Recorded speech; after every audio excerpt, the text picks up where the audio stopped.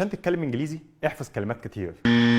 في كتاب ماستر انجلش فاست لدكتور جوليان نورثبروك، واللي يعتبر من اهم المتخصصين في مجال تعلم اللغات، بيقول لك ان الفرق الرئيسي ما بين اي حد بيحاول يتعلم انجليزي وما بين المتحدث الاصلي للغه واللي بتحس انه بيقول الجمل بدون ما يفكر ثانيه واحده، هو ان المتحدث الاصلي مش بيتكلم انجليزي من خلال حفظ كلمات منفرده ومذاكره قواعد الجرامر.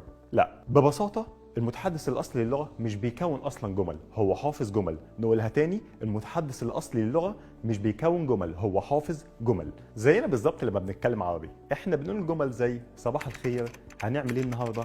حد فينا فكر فين المبتدا من الخبر من زمن الجمله دي اصلا؟ في الانجليش كده برضه، لو حبيت تقول لحد خفض السعر شويه هتقول can you do better on the price. لو حبيت تقول لحد الساعه كام هتقول له have you got the time. عشان تتعود تتكلم بالسهوله دي لازم تبدا رحلتك مع الانجليزي بالطريقه دي.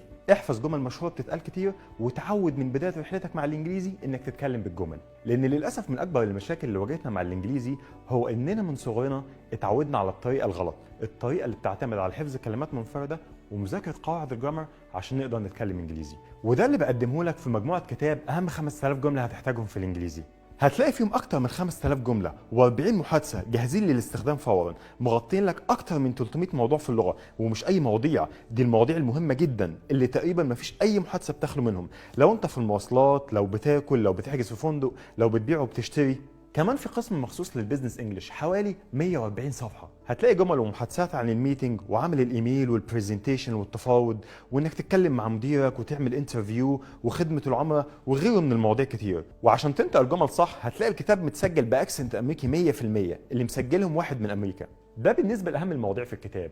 طيب لو عايز تتقن الانجليزي من A to Z زي ما بيقولوا، هتلاقي ماتيريال اضافيه ومعاها كتيب الخطه اللي بيقول لك هتذاكر ايه كل يوم وهتذاكره ازاي والمده قد ايه، وده عشان تريح دماغك تماما من اي شيء غير انك تدخل تطبق على طول. نيجي بقى للقسم الثاني من المجموعه، وده اهم قسم. اللغه عامله زي المتاهه، والشاطر اللي يطلع منها في اسرع وقت. واحسن ناس تقول لك ازاي تطلع منها باسرع وقت وباقل مجهود وباعلى نتيجه هم البوليجلوتس، ودول ناس بتتكلم اكتر من 4 لغات واحيانا 5 واحيانا اكتر من 12 لغه. الجميل ان في كتب مشهوره بتتكلم عنهم وعن اساليبهم وازاي يتعلموا كل اللغات دي في الوقت القصير ده. كتب زي ذا لينجويست، ماستر انجلش فاست، فلوينت فور ايفر.